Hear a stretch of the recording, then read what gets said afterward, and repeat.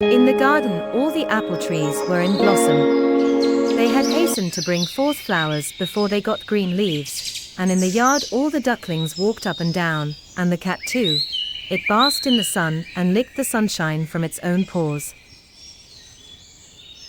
And when one looked at the fields, how beautifully the corn stood and how green it shone, without comparison. And there was a twittering and a fluttering of all the little birds, as if the day were a great festival, and so it was, for it was Sunday. All the bells were ringing, and all the people went to church, looking cheerful, and dressed in their best clothes. There was a look of cheerfulness on everything. The day was so warm and beautiful that one might well have said, God's kindness to us men is beyond all limits. But inside the church the pastor stood in the pulpit, and spoke very loudly and angrily. He said that all men were wicked, and God would punish them for their sins, and that the wicked, when they died, would be cast into hell, to burn forever and ever. He spoke very excitedly, saying that their evil propensities would not be destroyed, nor would the fire be extinguished, and they should never find rest. That was terrible to hear, and he said it in such a tone of conviction. He described hell to them as a miserable hole where all the refuse of the world gathers. There was no air beside the hot burning sulfur flame, and there was no ground under their feet. They, the wicked ones, sank deeper and deeper, while eternal silence surrounded them. It was dreadful to hear all that, for the preacher spoke from his heart, and all the people in the church were terrified. Meanwhile, the birds sang merrily outside, and the sun was shining so beautifully warm, it seemed as though every little flower said, God, thy kindness towards us all is without limits. Indeed, outside it was not at all like the pastor's sermon. The same evening, upon going to bed, the pastor noticed his wife sitting there quiet and pensive. What is the matter with you?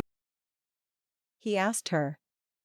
Well, the matter with me is, she said, that I cannot collect my thoughts, and am unable to grasp the meaning of what you said today in church, that there are so many wicked people, and that they should burn eternally. Alas! Eternally, how long? I am only a woman and a sinner before God, but I should not have the heart to let even the worst sinner burn forever, and how could our Lord to do so, who is so infinitely good, and who knows how the wickedness comes from without and within? No, I am unable to imagine that, although you say so.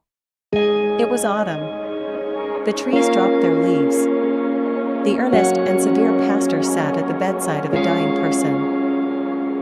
A pious, faithful soul closed her eyes forever. She was the pastor's wife. If anyone shall find rest in the grave and mercy before our Lord, you shall certainly do so, said the pastor.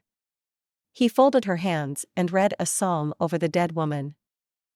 She was buried, 2 large tears rolled over the cheeks of the earnest man, and in the parsonage it was empty and still, for its sun had set forever. She had gone home. It was night.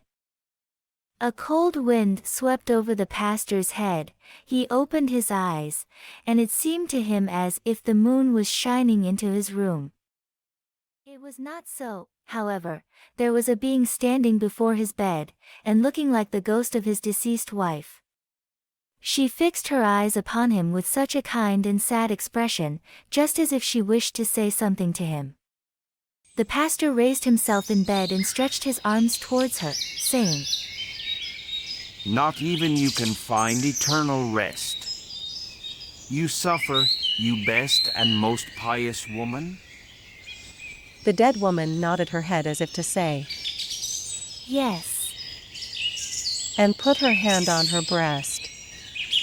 And can I not obtain rest in the grave for you? Yes. And how?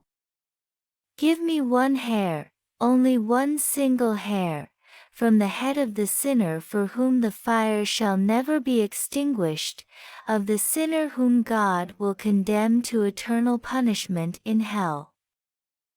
Yes, one ought to be able to redeem you so easily, you pure, pious woman.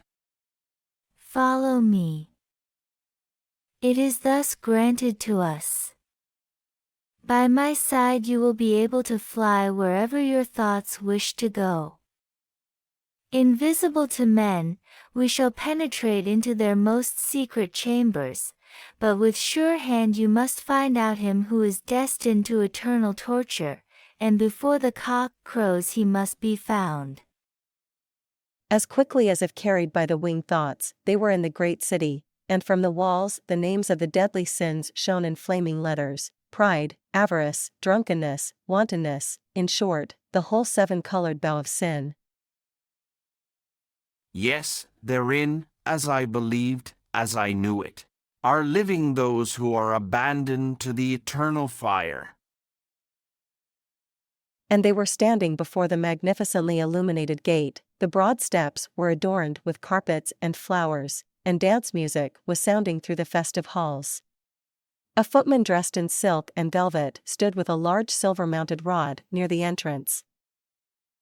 Our ball can compare favorably with the king's, he said, and turned with contempt towards the gazing crowd in the street. What he thought was sufficiently expressed in his features and movements. Miserable beggars who are looking in, you are nothing in comparison to me. Pride. Do you see him? The footman? He is but a poor fool, and not doomed to be tortured eternally by fire. Only a fool. It sounded through the whole house of pride. They were all fools there. Then they flew within the four naked walls of the miser. Lean as a skeleton, trembling with cold and hunger, the old man was clinging with all his thoughts to his money. They saw him jump up feverishly from his miserable couch and take a loose stone out of the wall. There lay gold coins in an old stocking. They saw him anxiously feeling over an old ragged coat in which pieces of gold were sewn, and his clammy fingers trembled. He is ill. That is madness, a joyless madness, besieged by fear and dreadful dreams. They quickly went away and came before the beds of the criminals. These unfortunate people slept side by side, in long rows. Like a ferocious animal, one of them rose out of his sleep and uttered a horrible cry, and gave his comrade a violent dig in the ribs with his pointed elbow, and this one turned round in his sleep. Be quiet, monster, sleep. This happens every night. Every night. Yes, every night he comes and tortures me. In my violence I have done this and that. I was born with an evil mind, which has brought me hither for the second time, but if I have done wrong I suffer punishment for it. One thing, however, I have not yet confessed. When I came out a little while ago, and passed by the yard of my former master, evil thoughts rose within me when I remembered this and that. I struck a match a little bit on the wall. Probably it came a little too close to the thatched roof. All burnt down, a great heat rose, such as sometimes overcomes me. I myself helped to rescue cattle and things.